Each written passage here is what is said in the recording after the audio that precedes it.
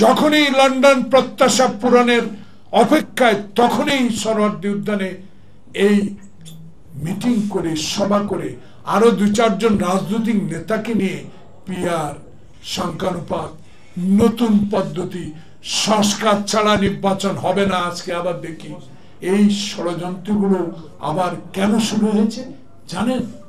একটি মাত্র কারণে, তারেক রহমানের ধৈর্য, তারেক রহমানের সহচর্যের ধৈর্য। রক্তাক্ত অবস্থাও মাথা আল্লাহ ছাড়া কারো কাছে নত করেন নাই। আবার দেখেছেন তারেক রহমানের যে সাহসী ভূমিকা 16 বছরে, তারেক রহমানের যে সাংগঠনিক শক্তি, সেটা দিয়ে বাংলাদেশে 16.5 বছর হাসিনার রক্ত চক্ষুকে উপেক্ষা করে এবং পুলিশ র্যাবের বিরুদ্ধে লড়াই করে টিকে আছে। যারা জীবন দিয়েছে তাদেরকে স্মরণ করি, যারা মৃত্যুর পথ থেকে আমরা বেঁচে আছি, আমরা সাজরে এখনো চিৎকার দিয়ে যখন বলি দেশে একটা নির্বাচন দিতে হবে, তারেক রহমান বলেছে আমি এমন নির্বাচন চাই যে নির্বাচন দিনে হবে, যে নির্বাচনে মৃত ব্যক্তি ভোট দিবে না। ঠিক তেমনি মুহূর্তে আমার ষড়যন্ত্র, এই ষড়যন্ত্র কিন্তু গভীরে যেতে হবে।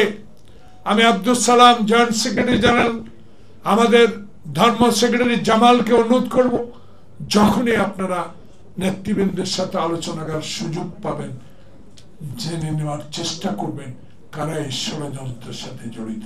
ষড়যন্ত্র এখন ওপেন হয়ে গেছে। আজকে তো আরো যে সংস্কার ছাড়া নির্বাচন হবে না।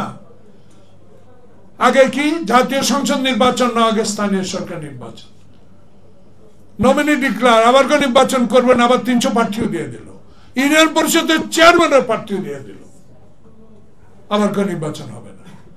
এইসব ষড়যন্ত্র একটি কারণে হচ্ছে, যখন বাংলাদেশের মানুষ শহীদ জিয়া, খালেদা জিয়া, তারেক রহমানের এই ভাষণ, এই সাংগঠনিক শক্তি এবং দেশে 31 দফা এবং দেশে গণতন্ত্র প্রতিষ্ঠার পর যদি সরকার গঠন করতে পারি, তাহলে আমি 186 দিনের যে কর্মসূচি নেব, সেটা যখন প্রকাশিত হচ্ছে, এদের মাথা নষ্ট হয়ে গেছে।